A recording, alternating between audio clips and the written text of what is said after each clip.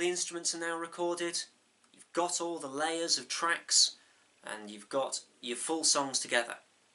Last thing to do then is to produce this record, to mix it, master it, and get a good sound out of it. So that's what we're going to be looking at in this video.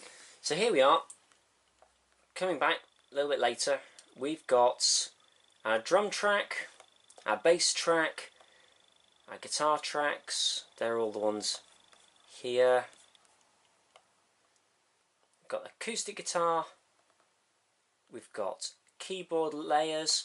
I did it in different layers because I made some mistakes, so some bits are copied and pasted. We've got the vocal tracks down at the bottom. Now I've compressed the vocal tracks so they're a more even volume, and I have started to do some equalising on the drums. Now at this point you may be wondering, well, what do you mean by compressor and what do you mean by equaliser? Compressor there, equaliser there. But this, we need to have a look at a little bit of theory. Pay attention now. If you're thinking about frequencies in music, imagine you've got a whole load of people trying to get into a photograph, and they're all standing in front of each other. Some people are being pushed behind others. Massive crowd. It's not working.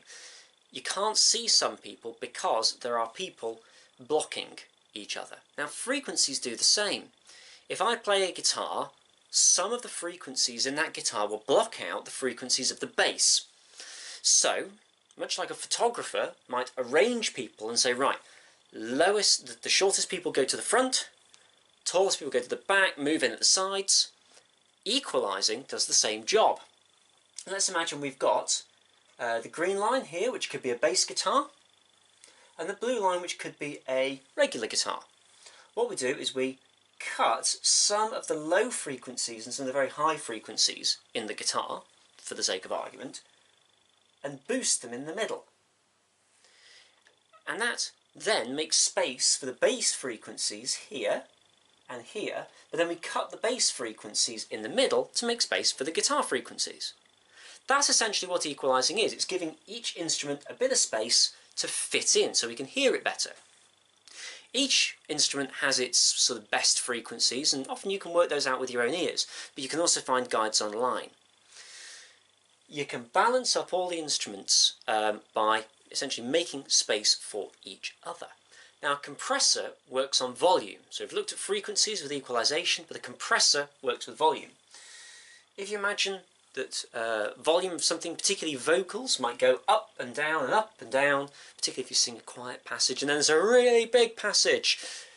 It goes up, and it goes down, and it goes up, and it goes down. Problem is, that means it can get lost underneath something like drums, which are always the same volume, or roughly speaking, or an electric guitar. So what a compressor does is if the volume's about to shoot up, it actually reduces the volume of that section.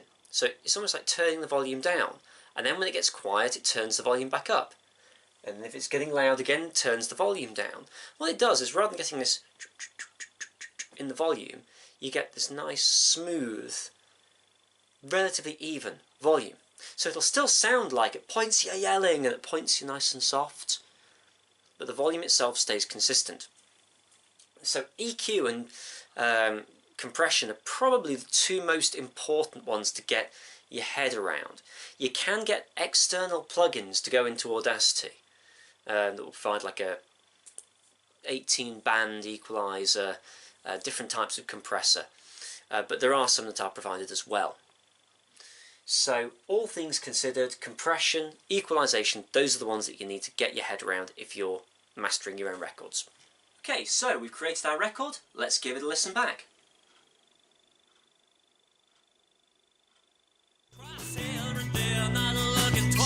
Overall, not a bad record. It's not perfect. And considering that all I used for this was Audacity, pretty good. I used some reverb, some delay, the compressor that came with the Audacity program. I used the chorus generator that came with the Audacity program. I did download an 11-band equaliser though, just to make it a little bit easier. But I've panned it in stereo, I've balanced it all up, and it's sounding pretty good for something that was done in a bedroom.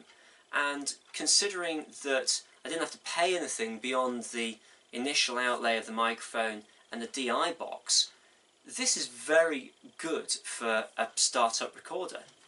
Top tips for production. First off, when it comes to like balancing up all the layers and things, you're only going to have a set amount of time that your ears will be attuned to this. Like, your ears will get tired. So if you've been sat there trying to produce for about an hour, take a break where you're not listening to anything or anyone.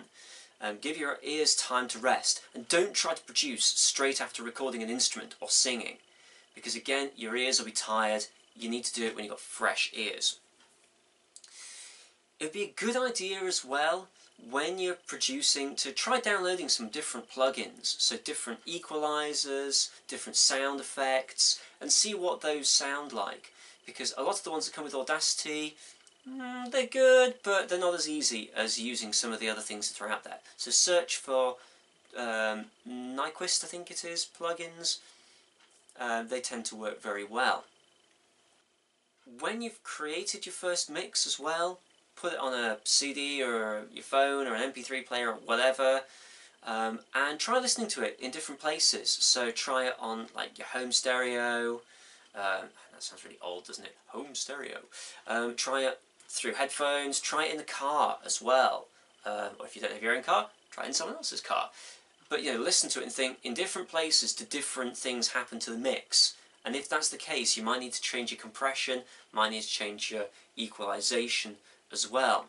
There's also a noise reduction function in Audacity, so if you've got a lot of hissing and noises in the background, you can always use noise reduction to try to take that out. One of the most common sources of noise actually is light bulbs and screens, so like laptop screen. And if you're doing vocals or guitar in particular, pickups and microphones will pick up something from electric lights and from screens. So shut your laptop screen if possible, and turn the lights off if you're going to be singing or recording vocals. Makes a big difference. So there you have it.